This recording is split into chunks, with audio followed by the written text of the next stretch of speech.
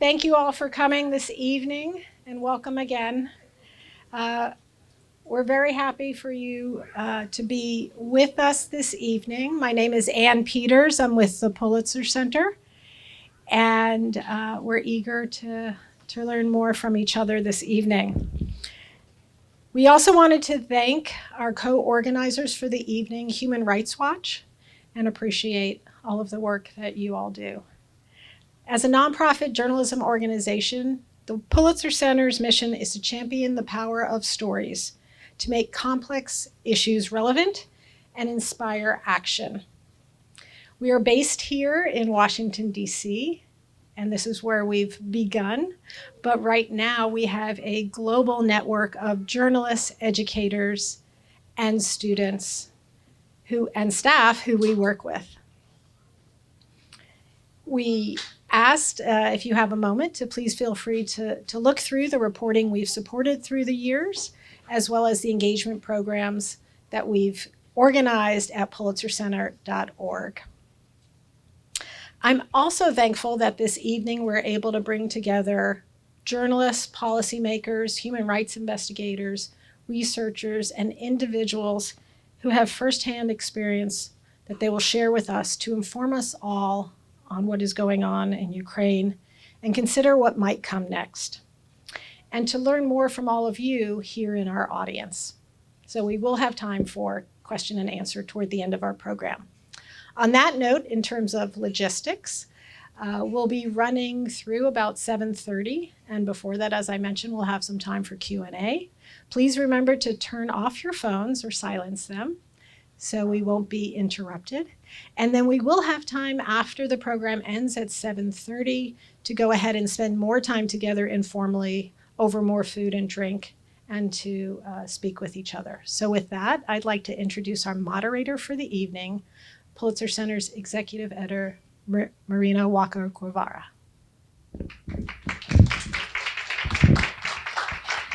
Thank you, Anne, so much, and good evening, everyone. Thank you so much for being with us this evening.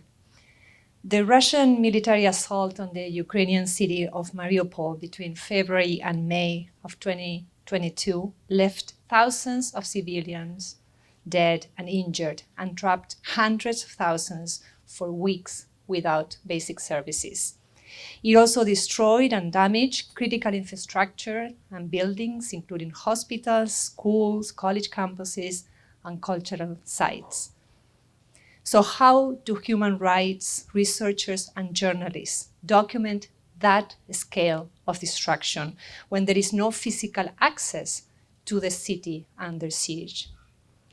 We are here today to answer that question and to learn about the terrific work that our colleagues at Human Rights Watch have done to collect, to preserve, to analyze, and to communicate evidence of apparent war crimes committed by the Russian military in the city of Mariupol with the likely knowledge and direction of top Kremlin officials.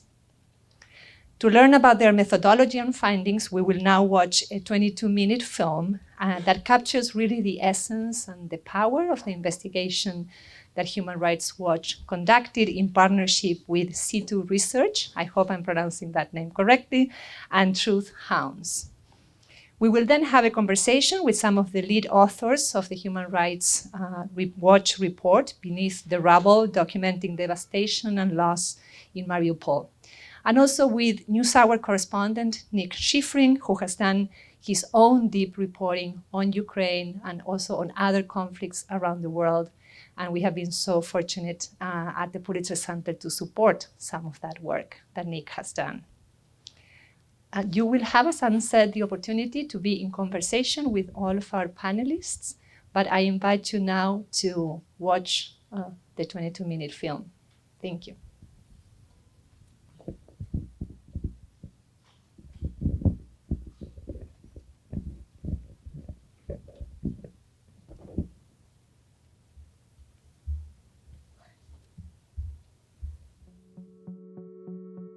Ніякого розуміння, що може трапитись така трагедія в перші дні війни, в нас не було. That's why a lot of people didn't evacuate.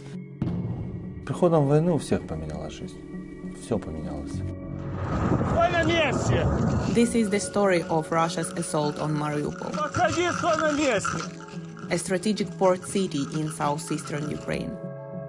These are the interviews, videos, photos, and 3D models that Human Rights Watch, SITU Research, and Hounds used to reconstruct the struggles residents faced as Russian forces took over the city.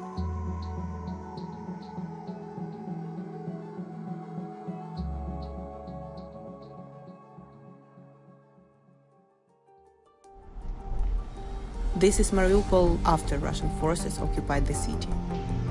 Russia's full-scale military invasion of Ukraine began on February 24, 2022, as its forces attacked Ukrainian positions defending Mariupol. The city was pounded by explosive weapons for weeks.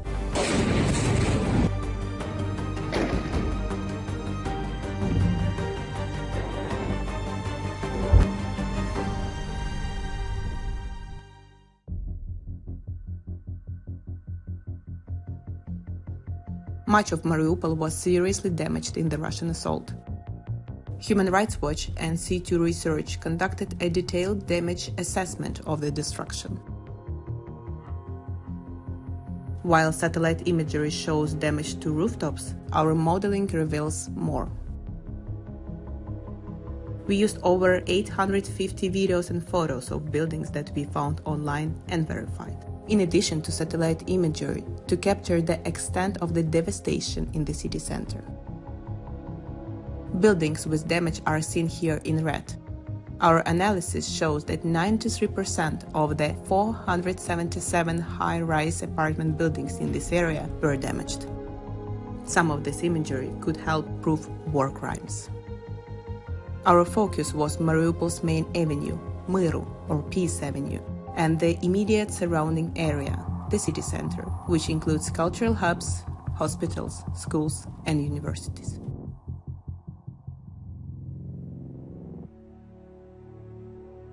And this is Mariupol before.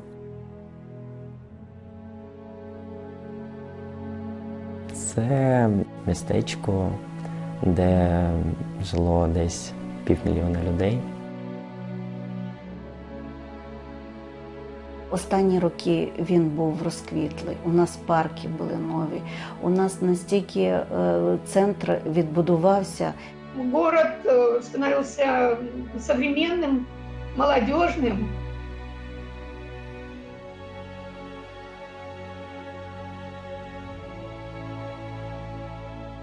For Russian forces, Mariupol was a strategic prize.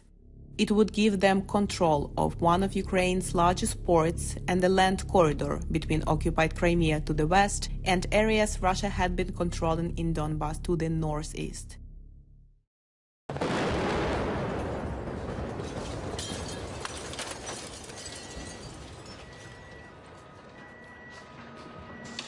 As the attack on the city began, tens of thousands of civilians huddled in shelters and basements to escape Russian bombing and shelling. Many people we spoke to relocated to the city center, which they believed to be safe. Люди в основном тоже переехали кто куда, кто в бомбоубежище, кто в подвал, кто остался в квартире сидеть. Но в квартире мы посчитали, это небезопасно, конечно. Это мы в подвале сейчас. Наше такое импровизированное бомбоубежище. Вот в таких условиях мы проживаем. С нами тут живет около 40 человек, около 15 детей. Обстрел был очень мощный с самого утра в 6. А в основном, конечно, все машины были разрушены, стекла.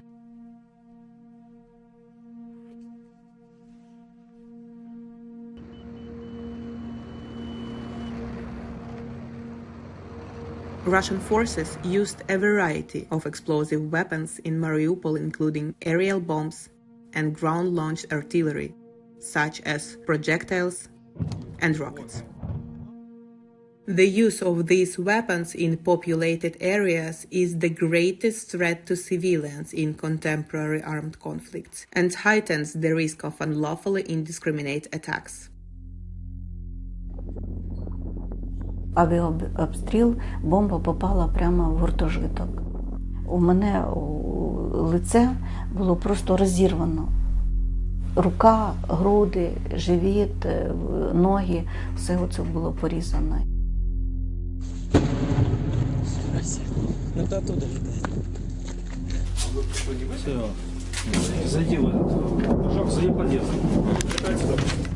Але для мене ця картина, бачити мертві тіла, була вже абсолютно звична. І потім нам сказали, що в той день померло 7 людей, 2 дитини і 5 дорослих.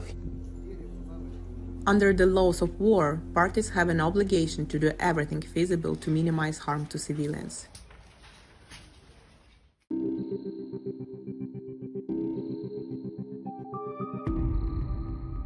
These are the maternity and pediatric units of a hospital that Russian forces bombed on March 9th.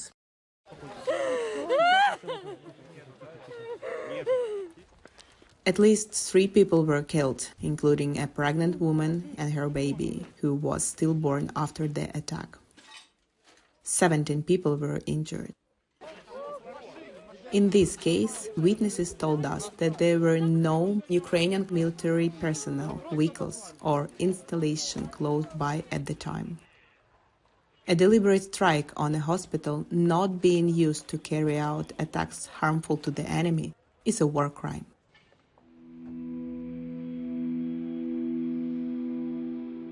Humanitarian volunteer Mikhailo Puryshev was about 400 meters from the hospital by Priazovsky State Technical University. Очень все боятся. Очень все боятся. Слышите, да? Это гремит. Это Мариуполь. Слышу, что самолет летит. Вот. И прямо это. И я кричу, что авиация, и мы начинаем забегать. Авиация хуярит. Пиздец, бегим. Вниз спускаемся. Все нормально?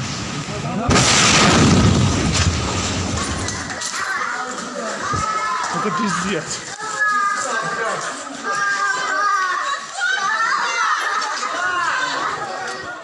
Потом, когда я вышел на улицу, уже я увидел вот, весь ужас, что случилось. Блядь, а там что, заминировано или что там? Нет, это авиация, походу, или что? Бабушка. Бери, спаси. Тащи. At least 2 people were killed on the spot. Witnesses said there were no military targets at the university. An attack that is not directed as a specific military objective is a laws of war violation and possible war crime. Numerous images posted on social media and given to us by witnesses helped us assess the damage to parts of the university campus.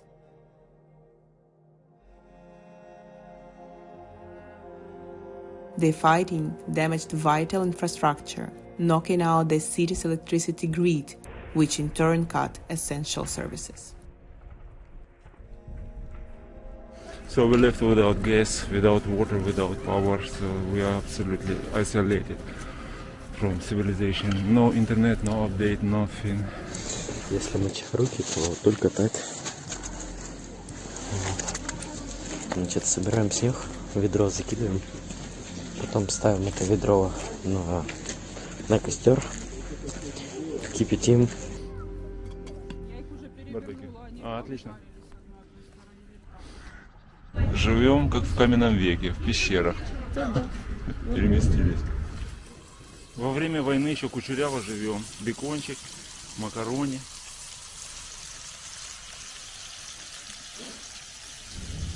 А над головой летят снаряды.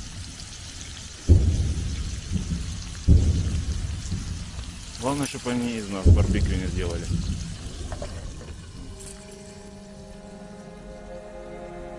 The city was destroyed, and every day the city was getting destroyed more and more.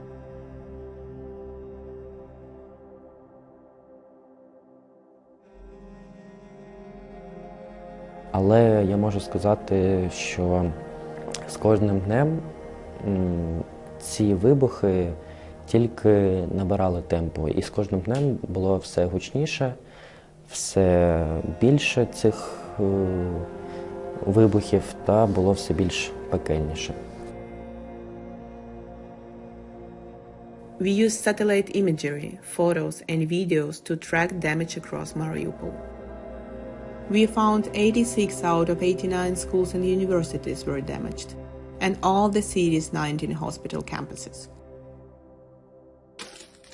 The damage to these facilities devastated healthcare and education across the city.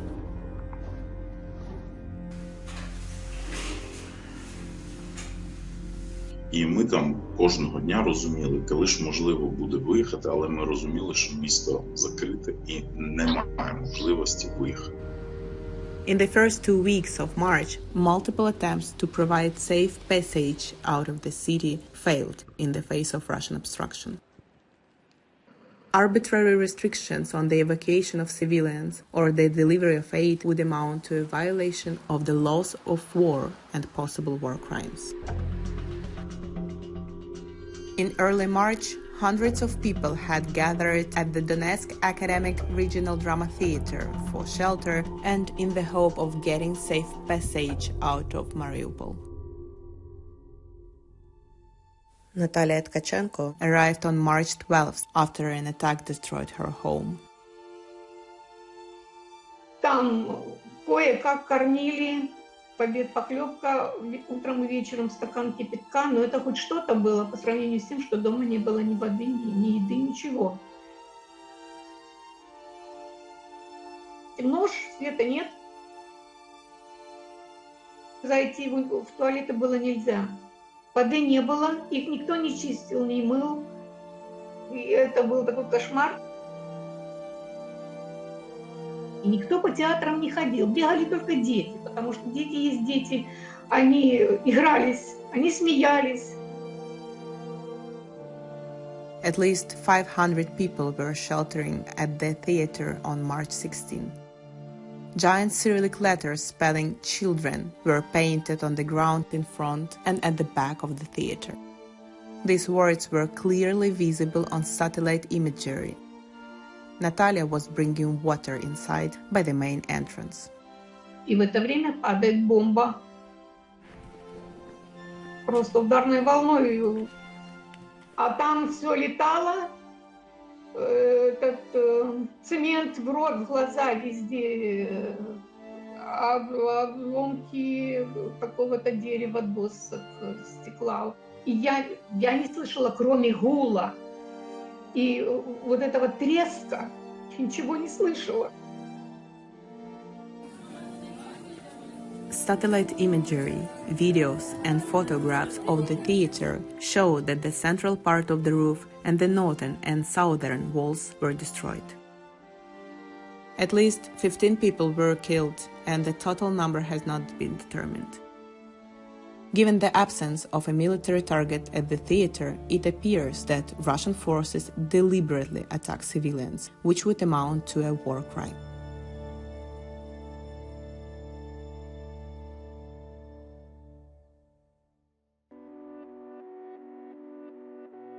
Those responsible for war crimes in Mariupol should be held to account.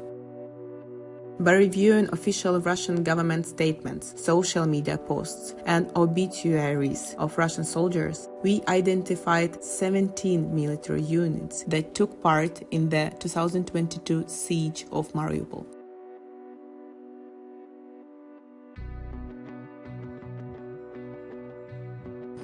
Considering the extent of the military operation, the highest levels of Russian command likely knew the situation in the city and were involved in the planning, execution, and coordination of the actions of the Russian and Russia-affiliated forces.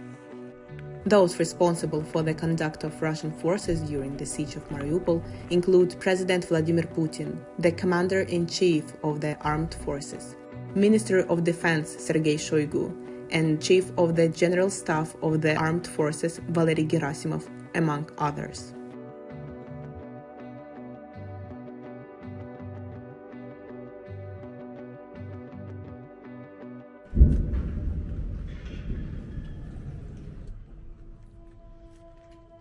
As the battle for the city raged, food and other basic supplies ran low. Отступите чуть-чуть, пожалуйста. Вы сейчас задавите людей, пожалуйста. Самое страшное, наверное, была не так еда, а как и тепло, да, а как медикаменты. И люди просто умирали из-за того, что этого просто не было. Больше всего людей пострадало. Вот. Это стариков и детей.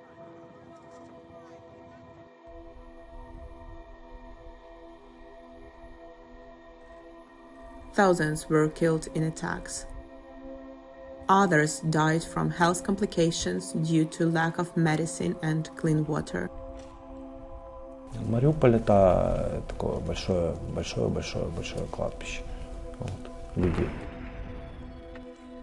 Там очень много пооставалось под завалами. Так что еще в будущем предстоит узнать, сколько людей там погибло. We were horrified at what we saw because there were burnt multi-storied houses and bodies in the streets. Неймовірно їх перелікувати, тому що люди настільки і під завалами залишалися, і по дорогах. Many were buried in a makeshift trench grave in the old city's cemetery. Це були дві великі траншеї. Повністю ми заповнили одну траншею, це біля 200 тіл. These bodies from the trench grave and many other makeshift graves across the city were exhumed and reburied in the city's cemeteries when Russian forces took over. We estimated the minimum number of people killed by fighting or who died of poor conditions. To do so, we counted graves in two types of burial sites. In some cases, we counted individual graves visible in high-resolution satellite imagery. We also estimated the number of bodies buried in trench-type graves. We verified footage at two cemeteries, which allowed us to count the plaques, sticks with a small wooden panel, in a given area. We then used this sample size to extrapolate to other parts of the cemeteries. In 5 cemeteries in and around Mariupol, between March 2022 and February 2023, we estimated at least 10,284 new burials.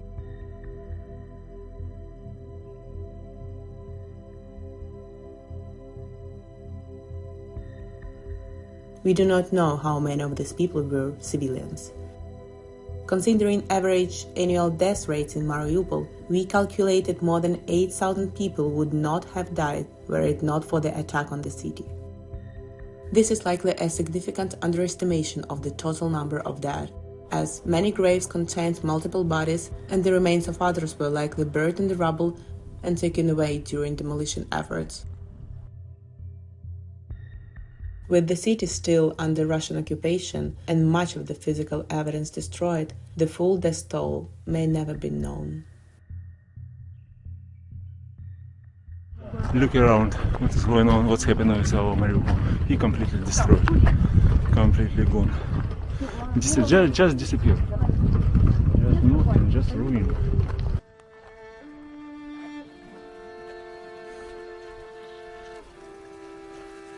With attacks by Russian forces continuing, tens of thousands of residents found their way out of the city at great personal risk, being in mid-March.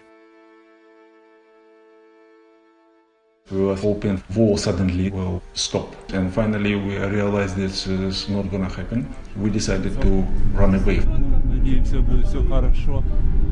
В общем, ужасы. Если затихло, мы сейчас. By mid-May 2022, Russian forces had full control of the city.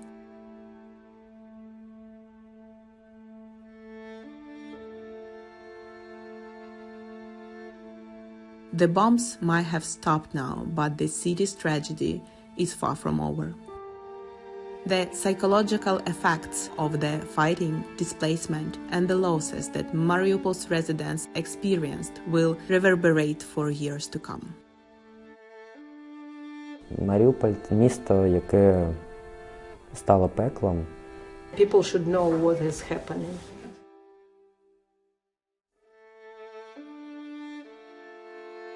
Тому що ми чітко розуміємо, як би нам не хотілося те наше довоєнне життя, ті наші там, наше місто, наші друзі, наші близькі, наші там, не знаю, квартири, там те, що вже ніколи не повернути. This footage is from October 2022. Since occupying the city, Russian forces are demolishing buildings and constructing new ones. Russia is also replacing Ukrainian culture with its own.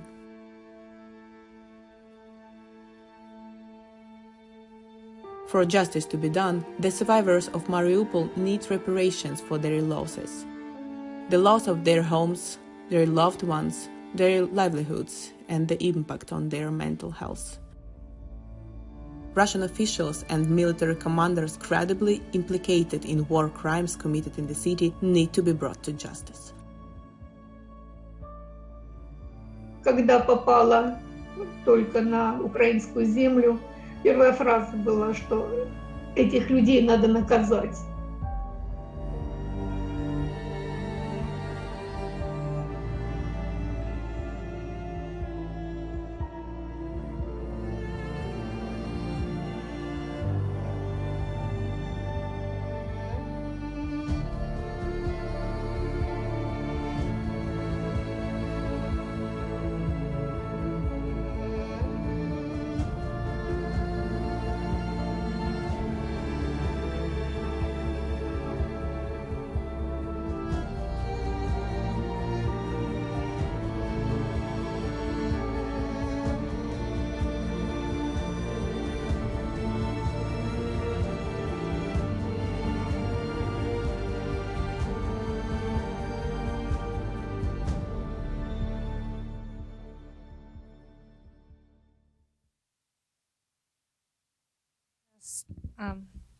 Such essential work by Human Rights Watch, and it's also so hard to watch so much loss of life, the erasure of a city, the erasure of a culture.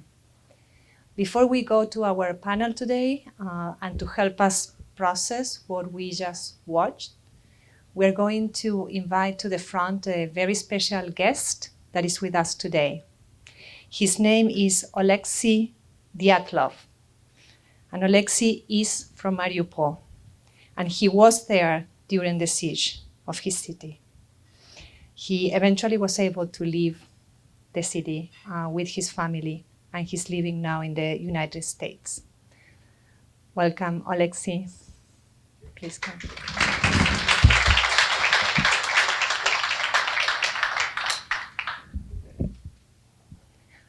Oleksiy, thank you so much for agreeing to be with us today. I know it must be hard to watch and relive things that you experience firsthand. Yeah, it's a hard movie for me, for my wife. Like you said, we were there when all of this happened, and it's kind of like brought us back to this time. I'm a little nervous, I'm sorry, and it's not what I originally do. I never planned to be a speaker on some kind of meeting. I have a speech. I will use my phone. Oleksiy, we're going to see if we can fix the sound. Maybe we turn off his mic and I give him mine. Now it's better? Yeah? Yeah, okay. Sorry for my accent. I'm Ukrainian. My name is Oleksiy Dyatlov, and I want to share with you my story. Unfortunately, it's a story of a lot of Ukrainians for now. My story begins in Mariupol, where I was born and raised in a city that I love with all my heart.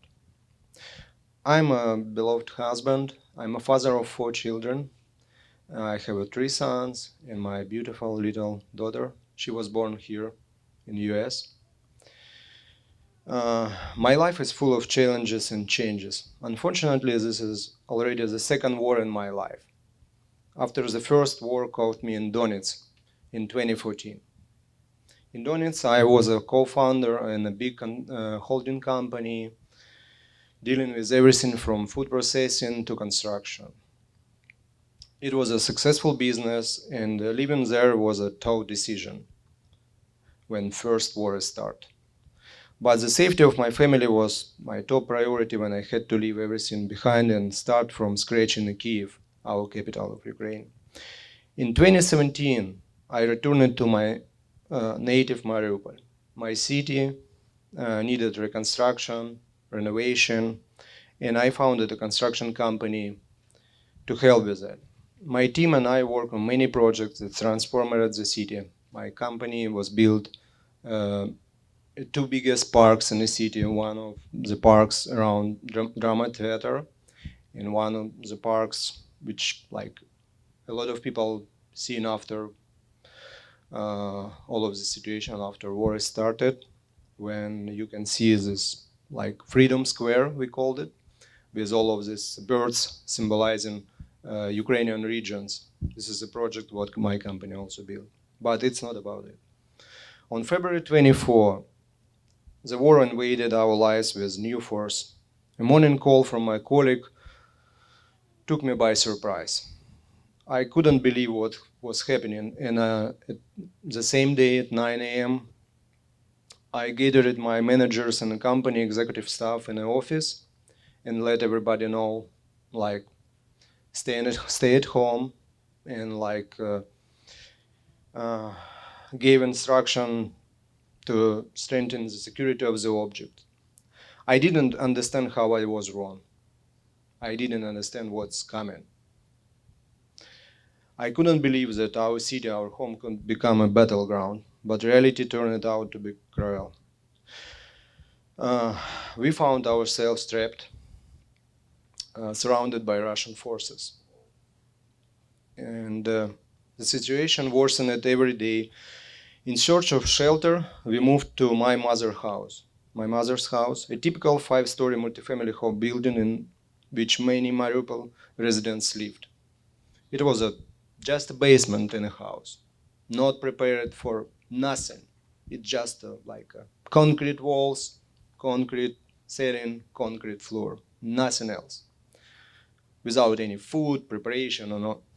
And we were there with 35 other peoples, which we didn't know before war started. Our days in the basement are not equipped for a survival, where we hid from the shellings. We were full of dangers, but also of unity, which the other 35 Mariupol residents.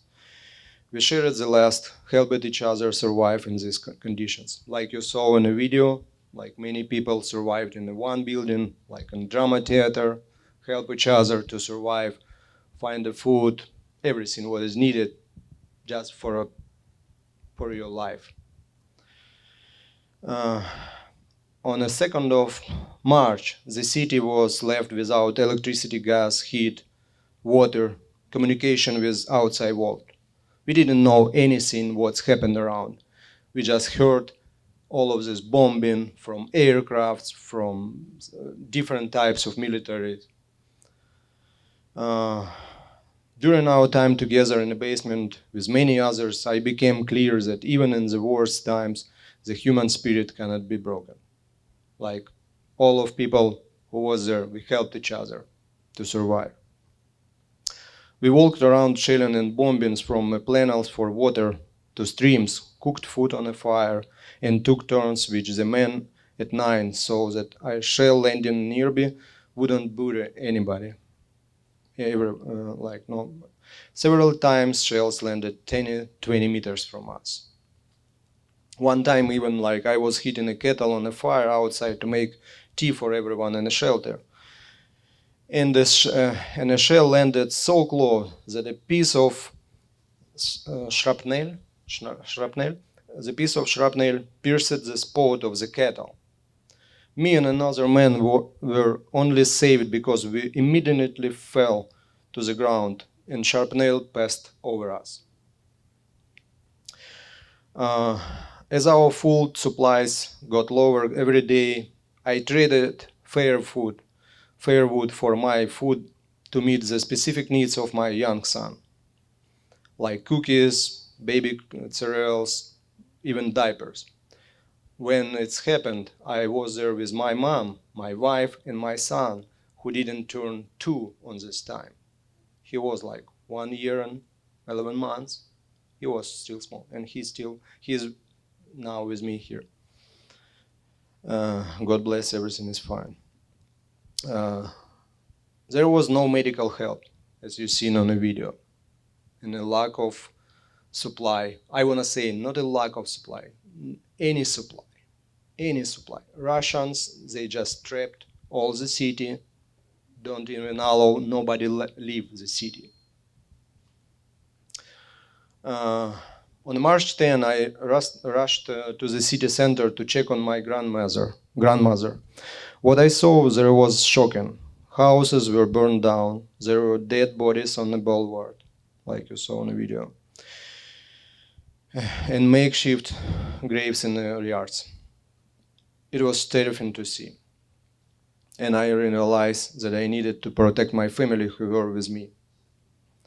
When we found out there was a road to Berdansk, it's a city which was occupied as well, and it's around like 60 miles from Mariupol, but it wasn't any like situation like happened in Mariupol. And things were getting worse. Everything was burning and full of smoke. We managed to escape to Berdansk. Stayed the night at the place known to my wife. And the next morning, we headed to Ukrainian territory, to the city Zaporizhia. The 100-kilometer journey from Berdansk to Zaporizhia took almost a whole day. There were many checkpoints and lots of people, and having a young son with us was the only thing that helped. It was a lot of checkpoints from Russian forces. And the military occupiers conducted through searches and harsh interrogations and a gunpoint. Along with everything else, this included feeling extremely drained, and a strong desire to quickly leave the occupied area.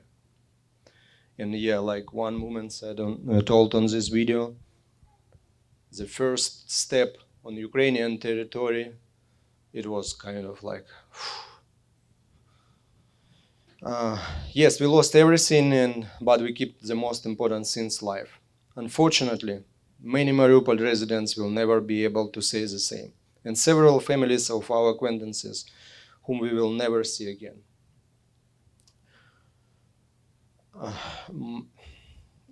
I'm sorry. Mariupol, it's a part of my heart. Like, I was born there. I grew up there. It's so familiar to me to see this video. It's so hard to me to see this video. I miss the streets walked every day, the familiar faces. We missed all. I believe and hope that my native city will once again find a peace and a prosperity as part of free and developing Ukraine. Moving to the US started a new chapter for us, filled with challenges and fresh starts. Like once we start from a scratch in Kyiv, now we started from a scratch in US. But hopefully my family with me, my beloved wife, my kids, and we are alive. It was hard to leave everything familiar behind, but we wanted a safer future for our children. In conclusion, I want to say that despite all of losses, my faith in humanity and justice has not dimmed. I am grateful to everyone who supports Ukraine in these difficult times. Let's not forget about Mariupol and all those who continue to fight for freedom and peace. Thank you for all of your support, and I want to thank Human Rights Watch for this report on Mariupol. Their work has helped bring to light the serious situation people face there and has been important for informing the world and pursuing justice. They need to be punished. Thank you for your dedication to human rights. Thank you to everybody. I hope it was understandable what I said.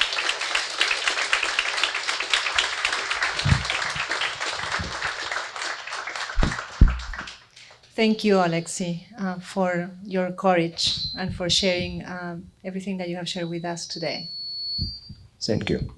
We are going to now welcome to the front our panelists, the other panelists, and let me say their names. They are Ida Sawyer, who is Crisis and Conflict Director at Human Rights Watch.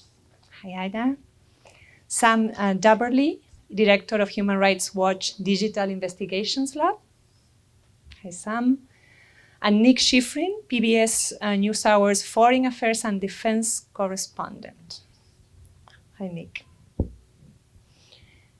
So, Ida, let's start with you. First of all, congratulations on the amazing, fantastic work that your team has done. And thank you for the film. Please tell us a little bit how the investigation got started and what was the original vision? What did you want this work to ultimately achieve? Thanks, Marina, and thanks to all of you for being here tonight. So we first had the idea for this project back in April 2022 when we were in Ukraine interviewing people who had managed to escape Mariupol after suffering weeks of utter horror. And we heard from them how they had sheltered in the basements in the dark and freezing cold with little to no access to water, food, power, heating, communications, no news from the outside world, and no safe way to escape. And they said it was like hell on earth. And like Alexei, we heard from many people how the first time when they were able to leave their basements and go outside trying to find water, trying to find news from their loved ones in other parts of the city, or eventually trying to escape, they saw for the first time how the city was just in ruins and the streets were strewn with dead bodies and bodies piling up outside hospitals. And we heard about these apocalyptic scenes in interview after interview, and it reminded us of accounts from Grozny and Aleppo. And then we also heard about the beauty and the vibrancy of the city that was, this major up-and-coming cultural hub and seaside destination. And then a bit later, in late May, when Russian forces had full control of Mariupol, we started to hear about how the occupation forces were demolishing the buildings that had been damaged during their assault. And in doing so, they were effectively destroying the physical evidence at hundreds of potential crime scenes across the city, without, of course, allowing independent investigators, forensics experts, prosecutors in to carry out independent investigations. So we decided that it was really all the more important for us to do what we could, even from afar, to document what had happened and to collect evidence that we hope could one day be used to help prosecute war crimes. So we partnered up with Hounds, which is one of the leading Ukrainian human rights organizations, and together we interviewed about 240 people, mostly Mariupol residents. And then we also partnered with SITU Research, a visual investigations firm based in New York, and they worked with us to create the 3D models that you saw in the video of the city, as well as specific attacks that we documented in detail. And they worked with Sam's team to verify and analyze 850 photos and videos and dozens of satellite images. And then through all of this research, we put it together in a comprehensive 224-page report outlining Russia's assault on the city and all of the war crimes that we documented, as well as an online feature or microsite, and then, of course, the video that you just saw. So that's a bit about how it all came together. Thank you, Ida. Sam, let's talk a little bit about, bring us behind that impressive methodology of combining satellite imagery, social media assets, and then these 3D models. What were some of the challenges to collect and to preserve and analyze the data? And also, if I can add another question, is like, what are the special considerations human rights groups have to take into account so that evidence can be later used in courts?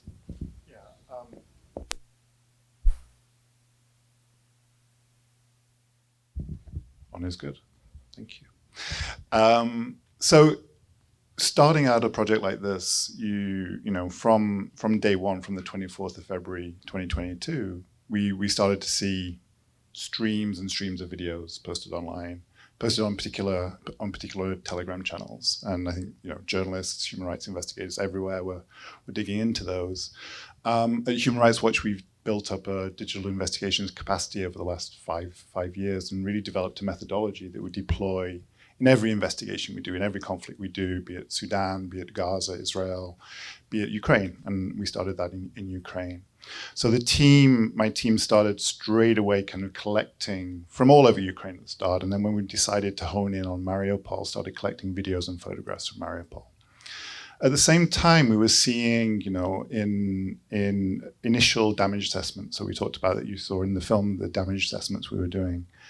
And we felt that actually those damage assessments were being done using satellite imagery only.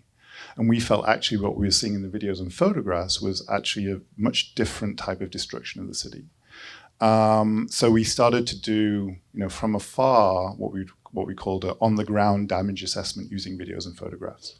So hence the, you know, high number of images and photos and videos that we went through to do this damage assessment, to really understand how the city itself and 94% of the high-rise buildings, you know, that Alexei talked about, were made uninhabitable. And you couldn't see that from satellite. And for us, trying to understand this vibrant city, how this vibrant city used to be and how it was destroyed, and how we could actually show that and tell that story using photographs and videos that people bravely filmed, was a real key part of this, and really to actually bring the city and the life of the city to the center of our research.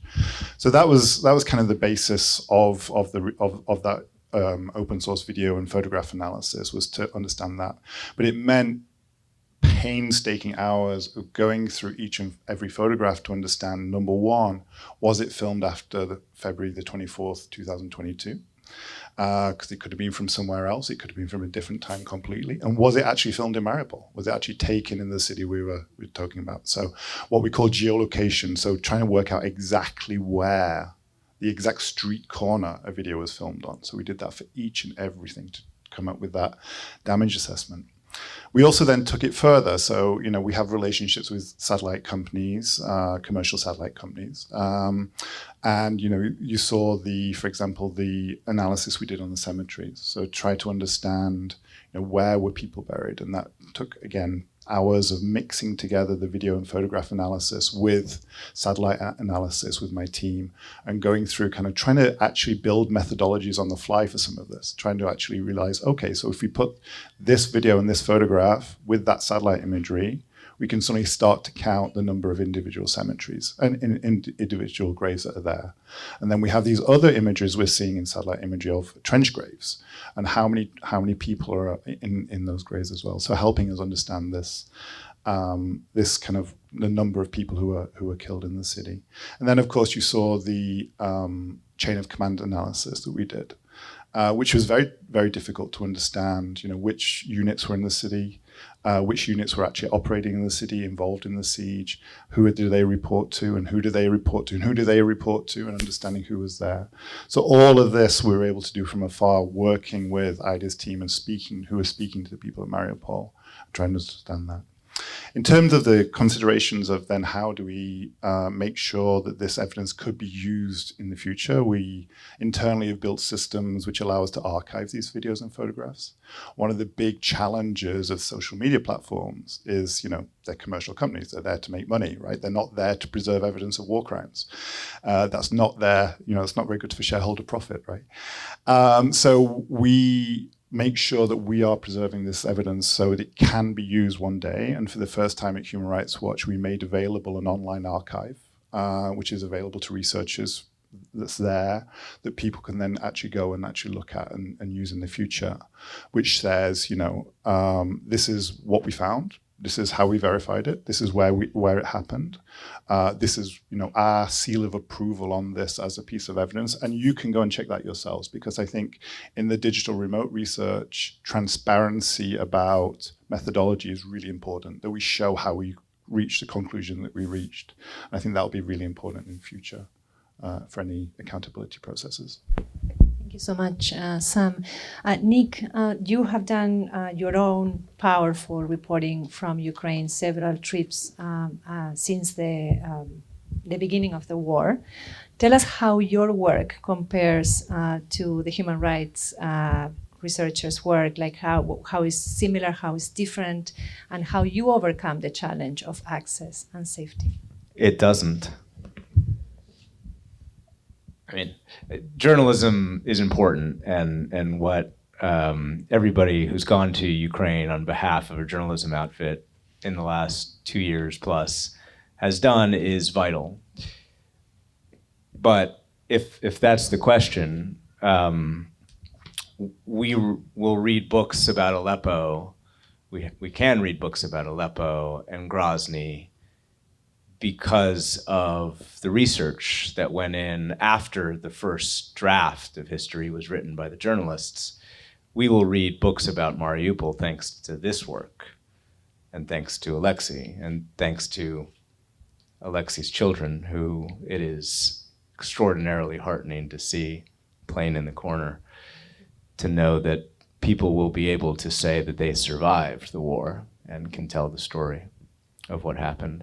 So, again, I don't want to diminish what journalists do, but I will. I mean, this work is extraordinary, and the reason that Ida and I worked on a piece about this film and about Mariupol was exactly that, the AP team that was in Mariupol, whose footage you saw, who have won every award from an Academy Award to a Pulitzer Award, deserved 100 times over.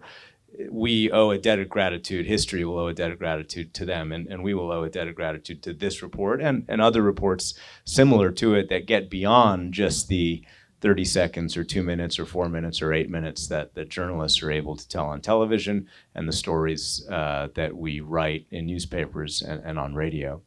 As for access, I suppose that's where we are a little bit more similar in the sense that we tell stories today, including about Mariupol. I've done stories about people who have left Mariupol and unfortunately didn't make it to the left, didn't make it to Ukraine, but were forced to the right, to Russia.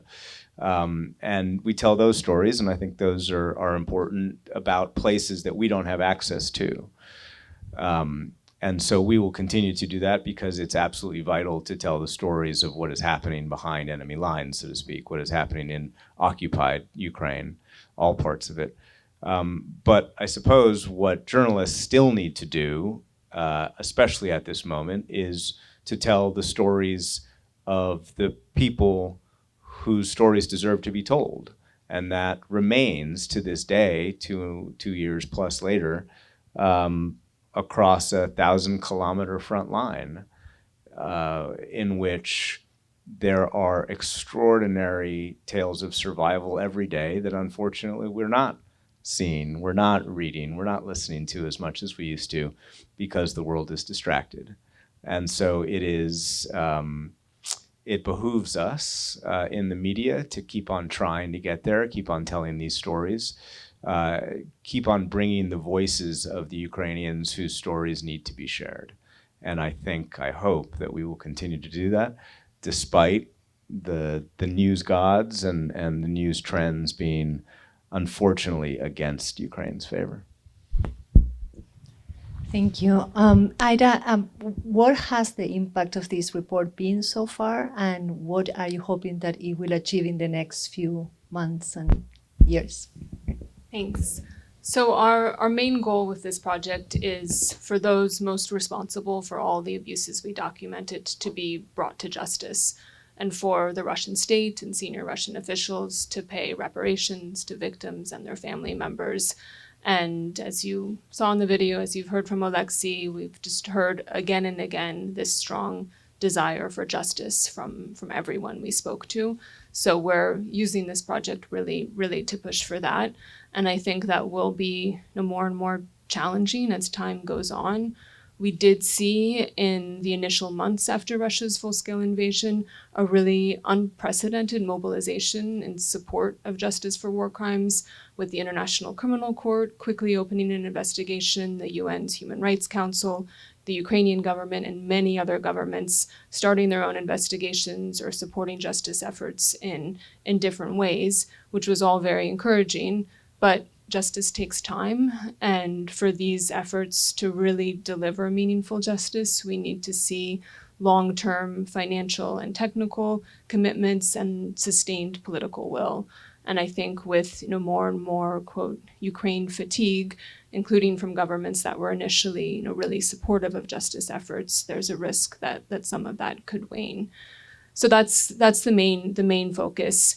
And then we also heard from everyone we interviewed that they want Ukrainians and the wider world to remember Mariupol and to really understand all of the human and physical losses that the city endured, but also this beautiful, vibrant city that it was before.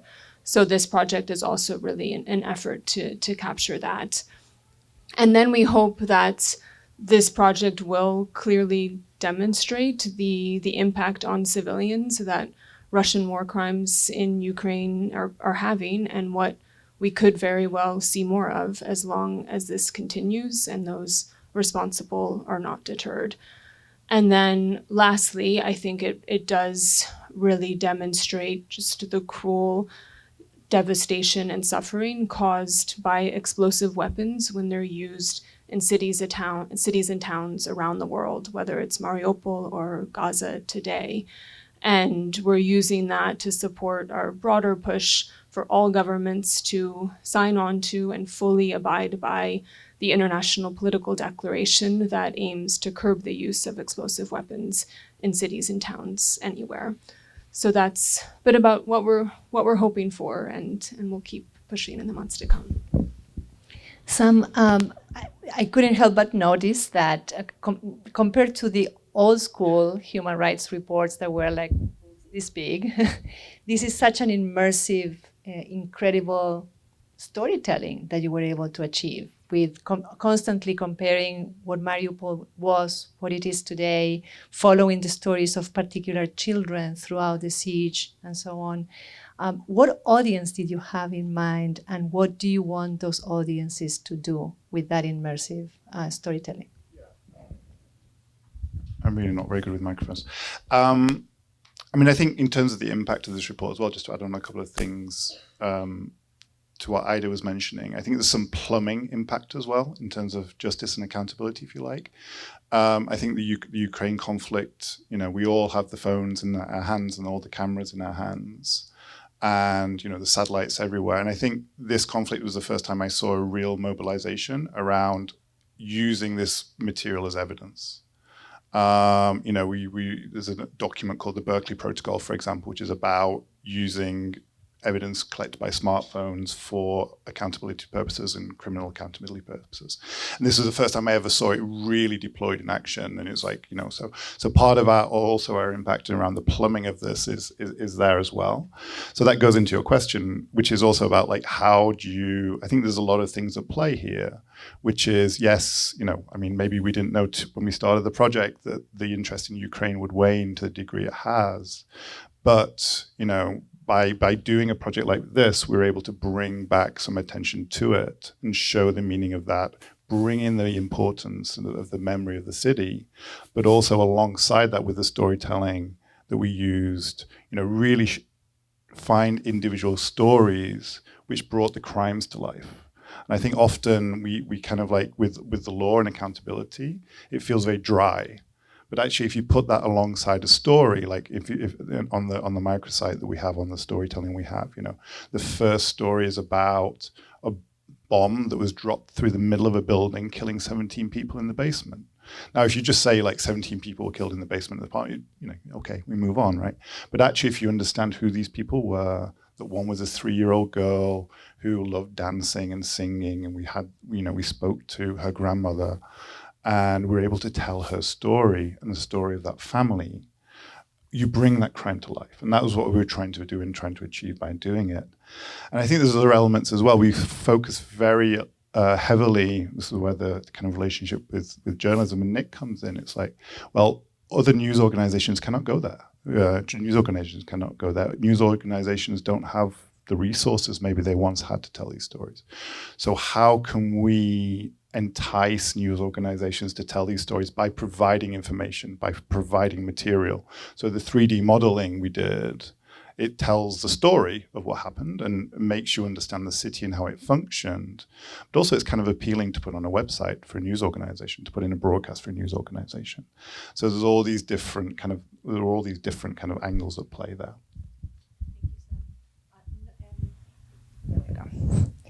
Nick, not that you can predict the future, but I wonder from your reporting, how do you expect that the U.S. policy toward Ukraine is going to evolve in the next few months, and especially if there is a change of administration?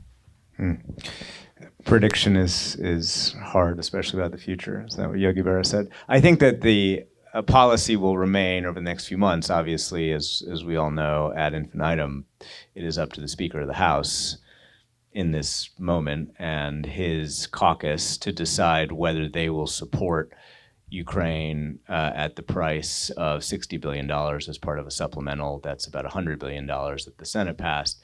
That includes support for Israel and the Indo-Pacific, as the U.S. calls it now, and submarines in the U.S. and a bunch of other things. So that is still the policy. That is still Plan A. Trust me, there are plans B, C, and D, but the administration does not believe that at the moment using them or even publicizing them will help. They want the big package because they want all of the package. It's not just about Ukraine.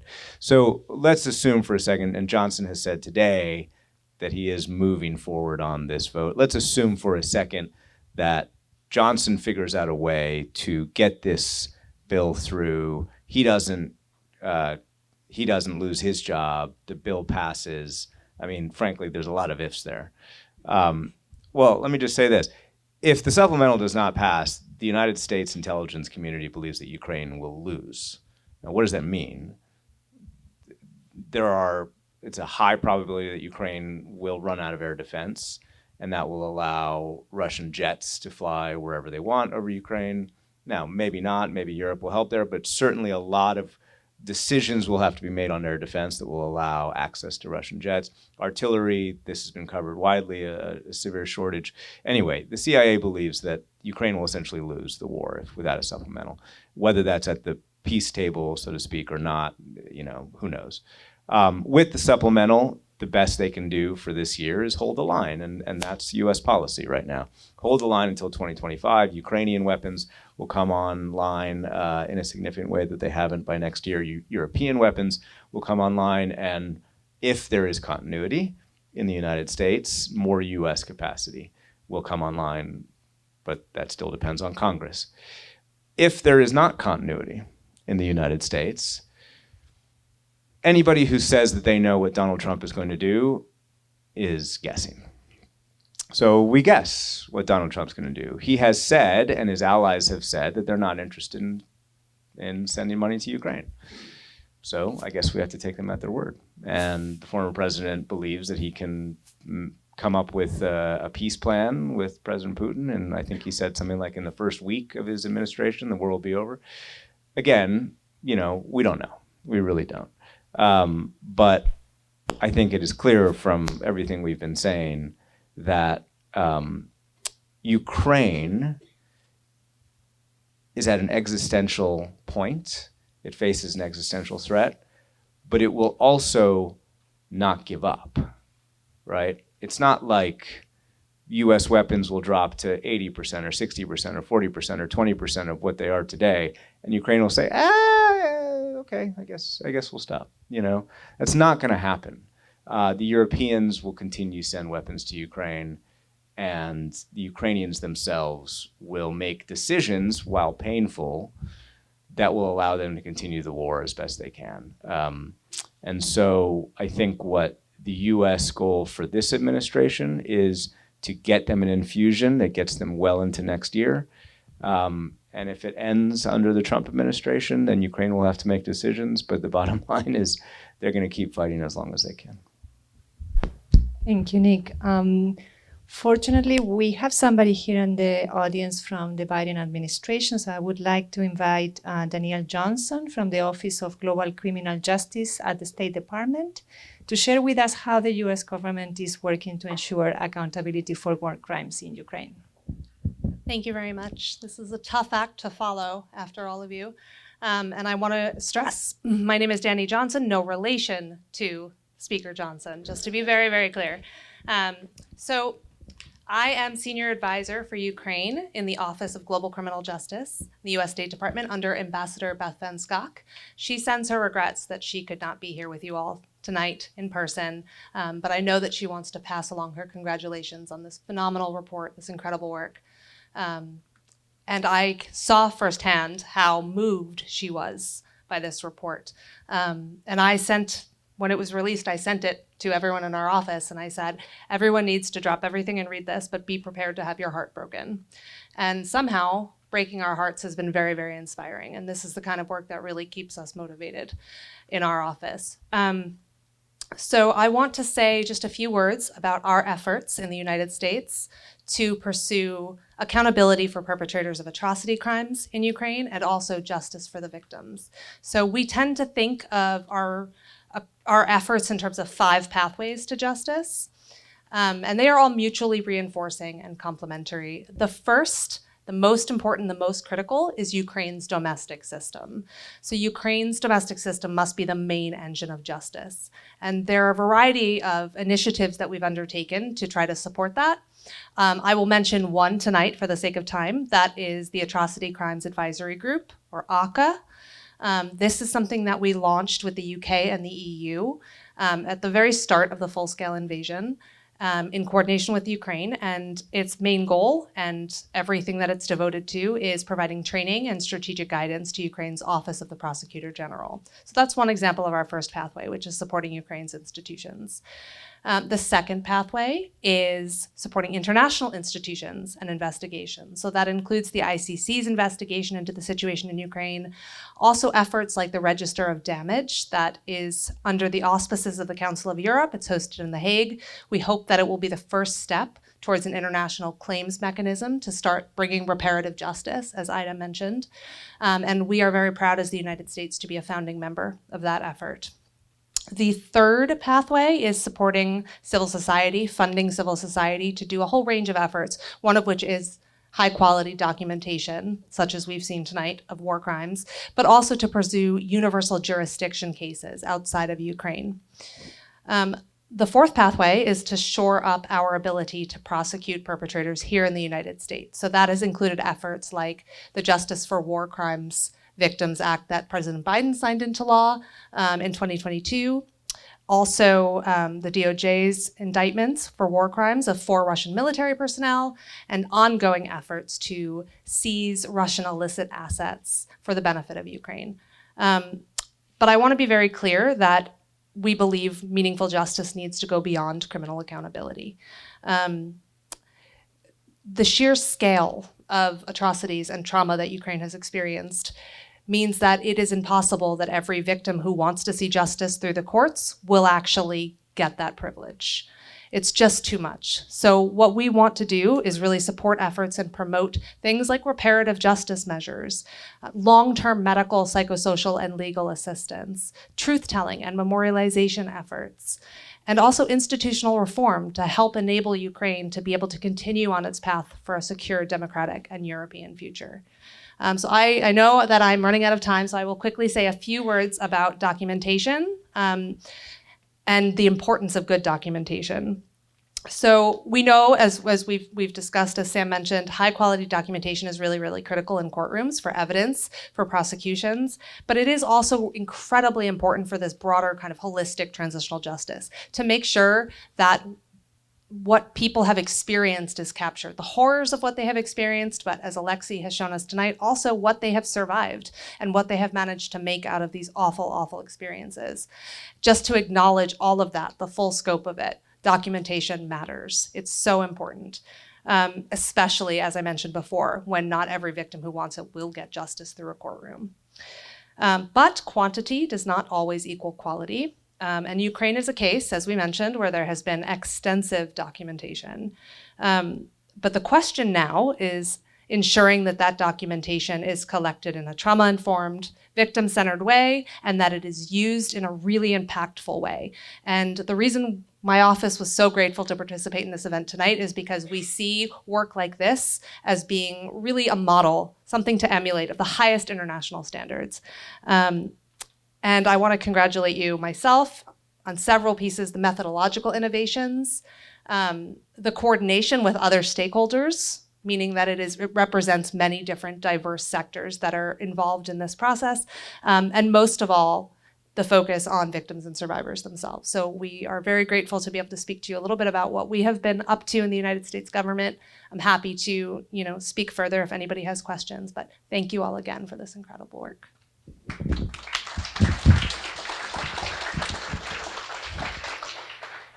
Okay, so we are going now to open it up for Q&A with all of you. So please raise your hand and we will come to you with the microphone. And you can ask a question for any of our panelists. And of course, Alexi as well is here to be in conversation with you.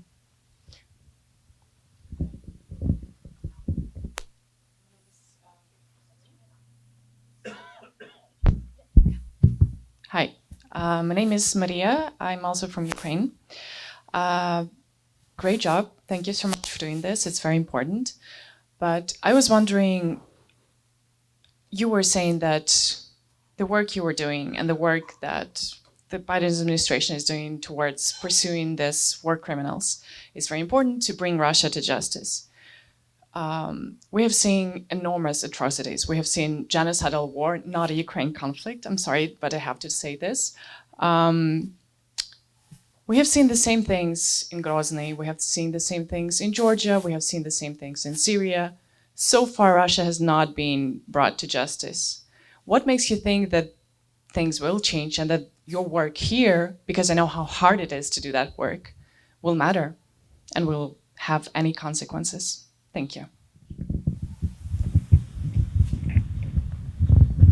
Thank you, and thanks for being here tonight.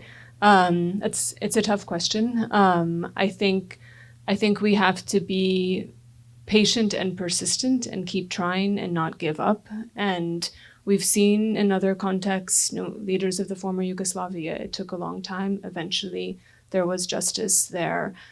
We've seen recently Syrian commanders brought to justice through universal jurisdiction in European courts. And we do see impact with justice, but it can take a long time. There's now an international criminal court arrest warrant for Putin. Securing it is hard, and there's no police force that the ICC can send to Moscow to arrest him. But his world has shrunk. He was supposed to go to South Africa for the BRICS summit last year. There was a lot of mobilization pressure on South Africa. If he does go, he should be arrested. South Africa is a member of the ICC. In the end, he didn't go, and that at least showed that there's an impact. So I think we need to keep at it and keep up the hard work, and one day we'll get there.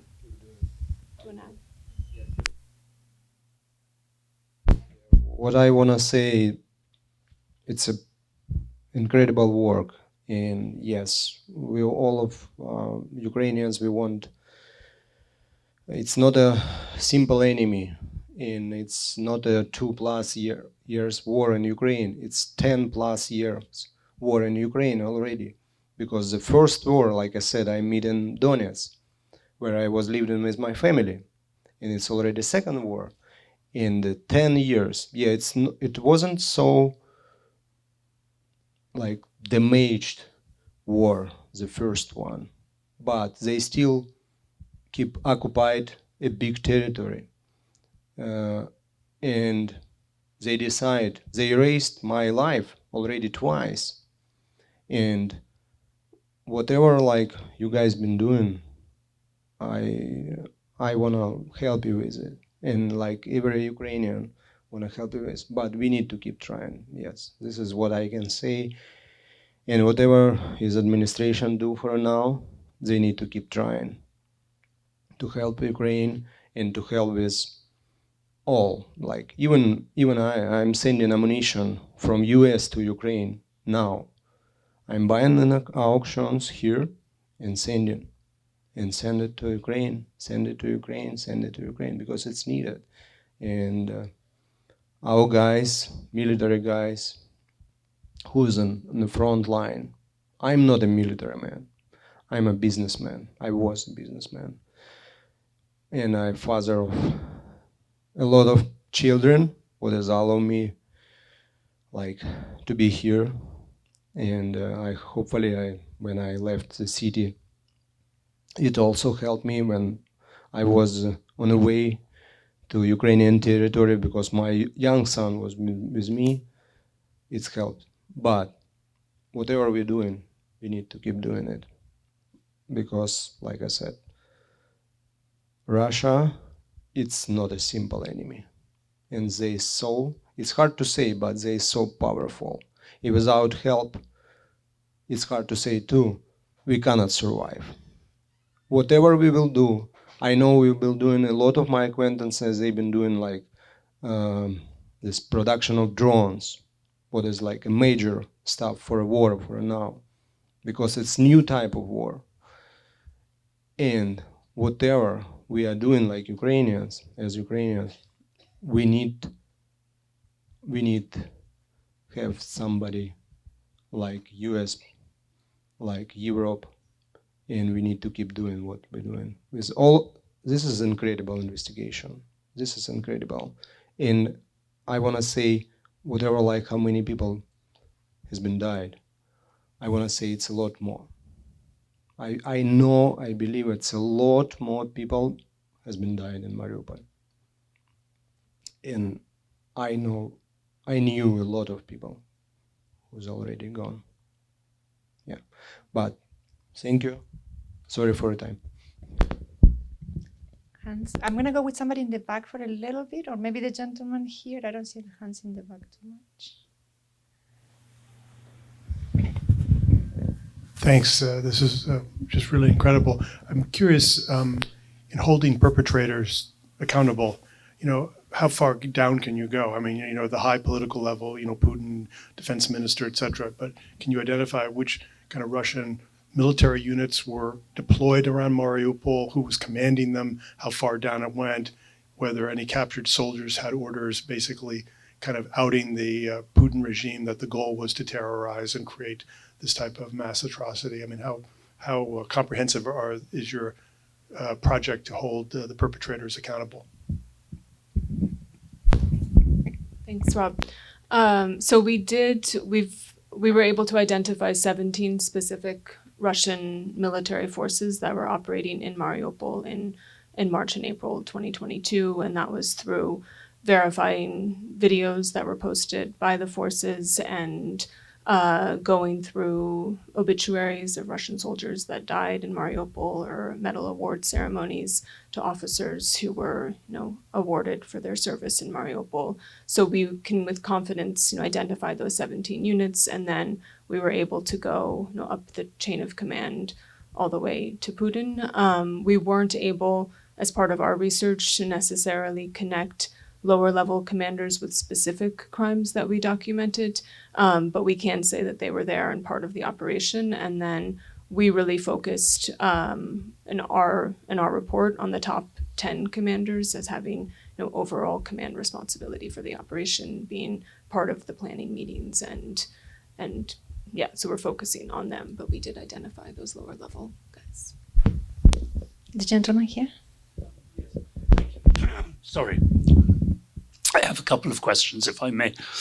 The first is there any problem involved from the point of view of Human Rights Watch in the appearance of an association with the US administration and the State Department? Because, of course, outside the West, as we know from news reports, public opinion polls, there's a very general perception that the US government has no moral stature when it comes to issues like this. Is there a risk that Human Rights Watch becomes, in fact, an instrument of state policy or state propaganda? Sorry, I had another question, but I think I've forgot that will do.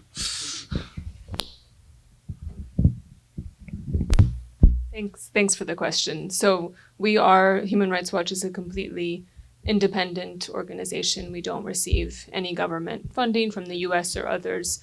And she's a member of the audience that was invited, like everybody else was invited to be here. Yeah, to give the answer from the US government, a specific question we asked them: how are you going to hold these war crimes accountable? But go ahead, Ida, keep going. Yeah.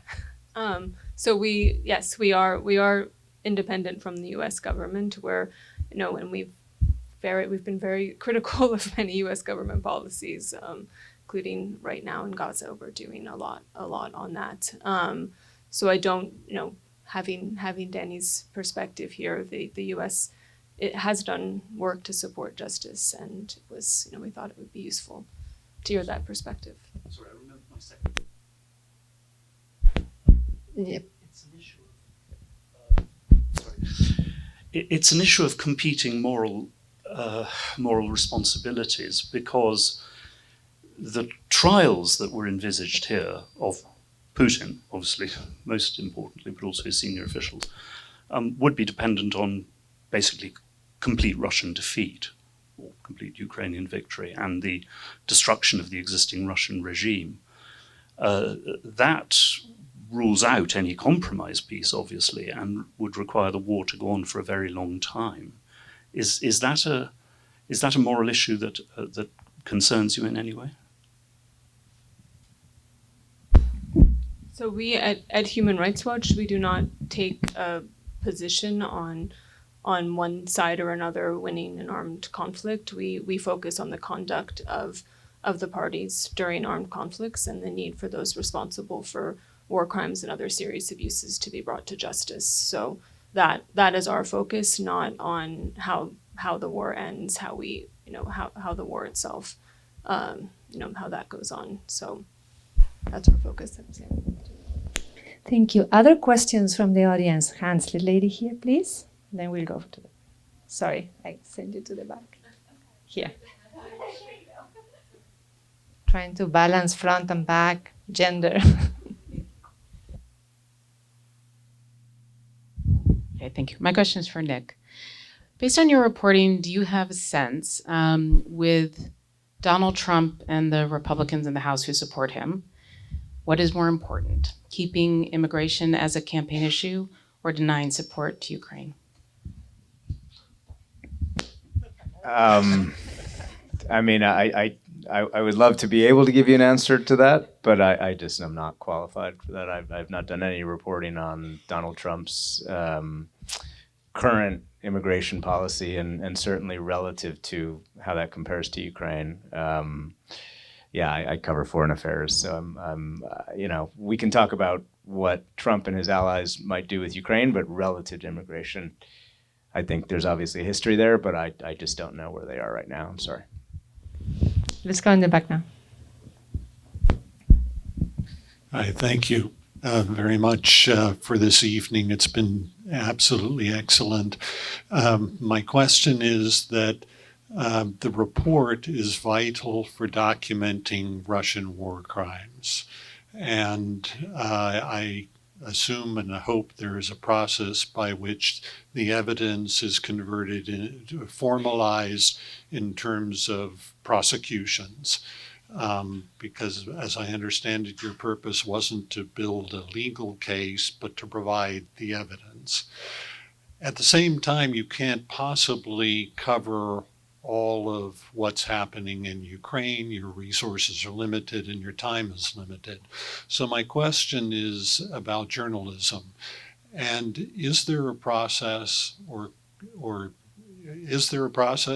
could there be a process by which journalistic reporting is used as additional evidence to have a broader scope for the war crimes that are being committed?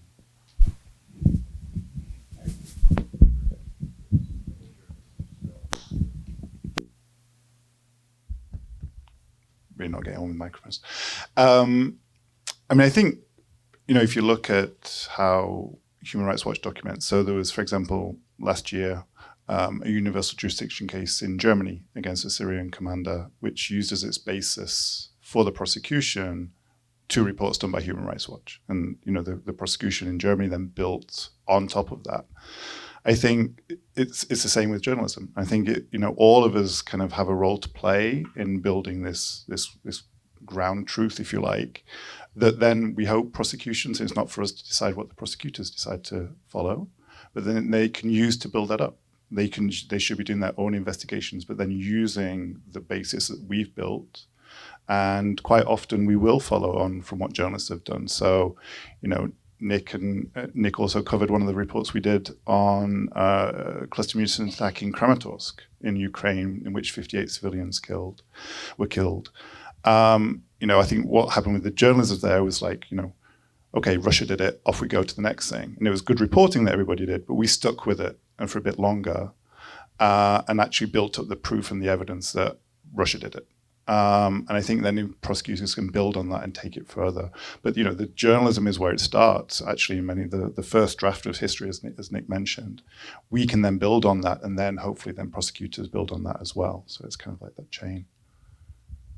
It turns out that Danny's boss, Beth Van Skok, Ambassador Van Skok, and I actually have talked about this, that even in her work in the past, they have relied on journalists because often they are there, and we believe, at least we have believed historically, that journalists will report without fear or favor on what they see. And so there are many war crimes trials in the last few decades that rely mostly on newspapers, but some TV, but New York Times, Wall Street Journal, foreign reporters all the time. So they will be cited absolutely saying this was the first person there, and they come from a reputable outlet, and therefore this is admissible in court. So there are absolutely cases of that.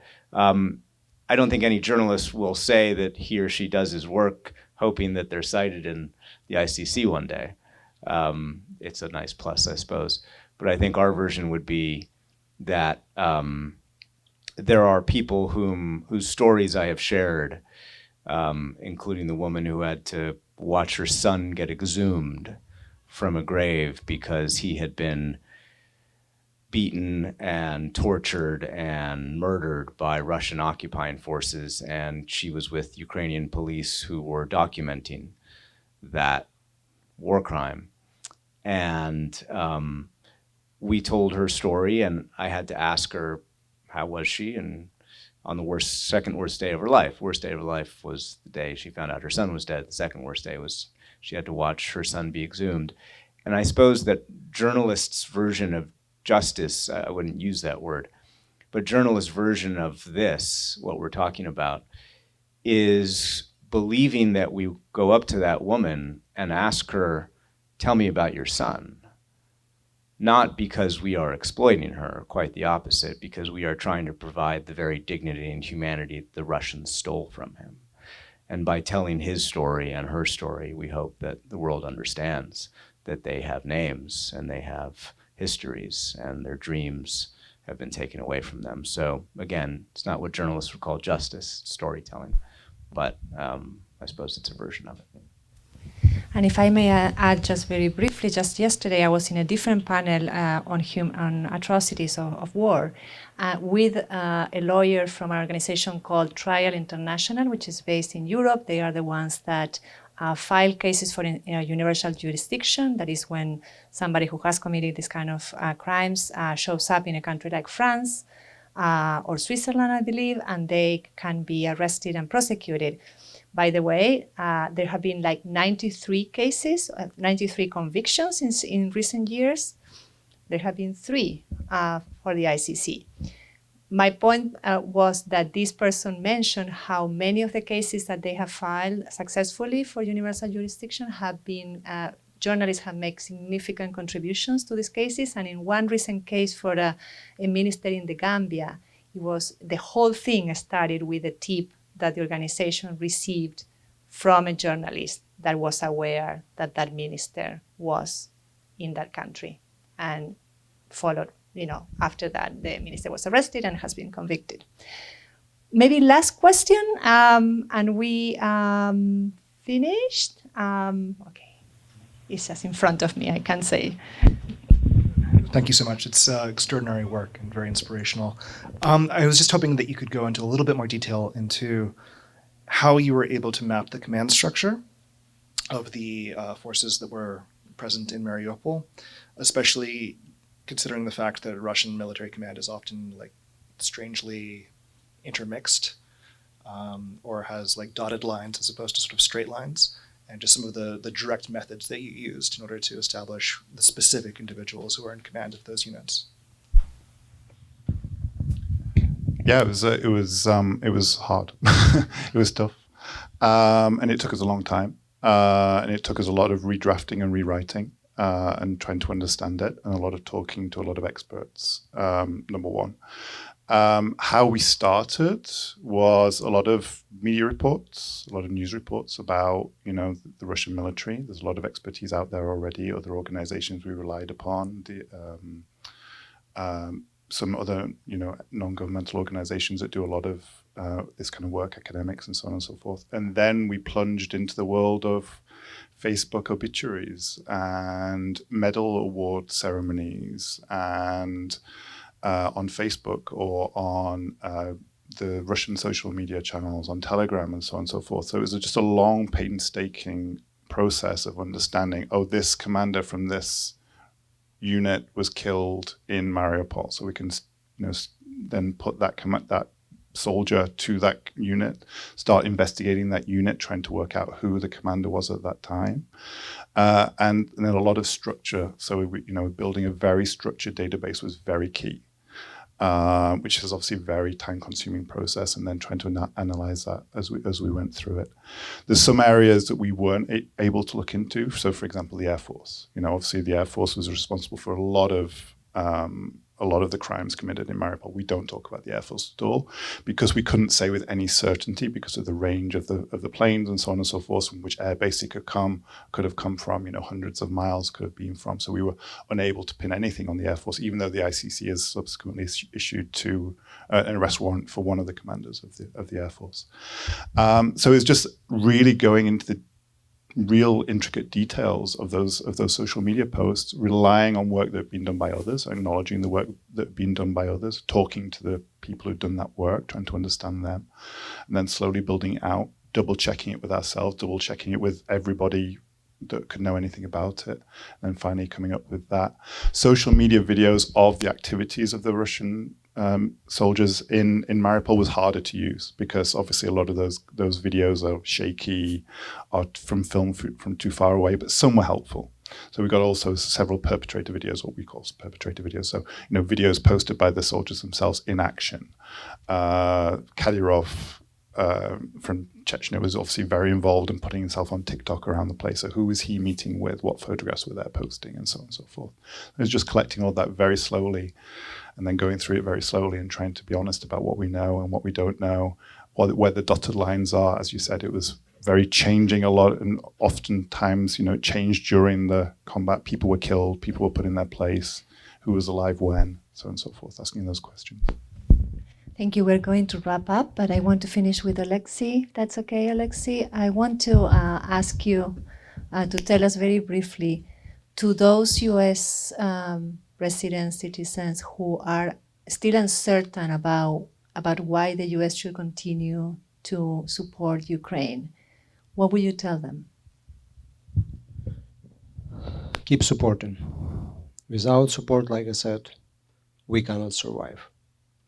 And this is not just Ukrainian enemy, Russia, I want to say. It's a powerful country and it's a powerful enemy. And if now Ukraine cannot survive, who knows who will be next? This is what I can say for now. And I hope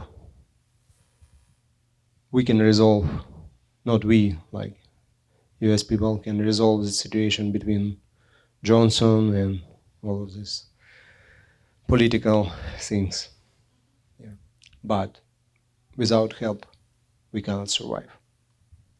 Our people very extreme, but it's a big, big, big difference in the human resources, in the weapons, in the preparation for it, because we weren't prepared.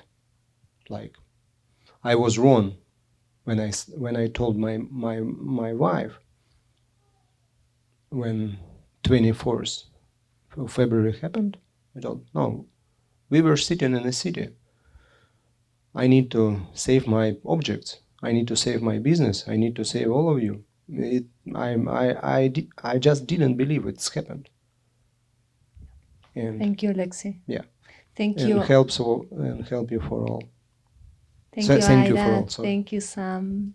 Thank you, Nick. And thank you, everyone, for being with us today. Please don't go. Stay and have another drink on the house and chat with our panelists. Thank you so much.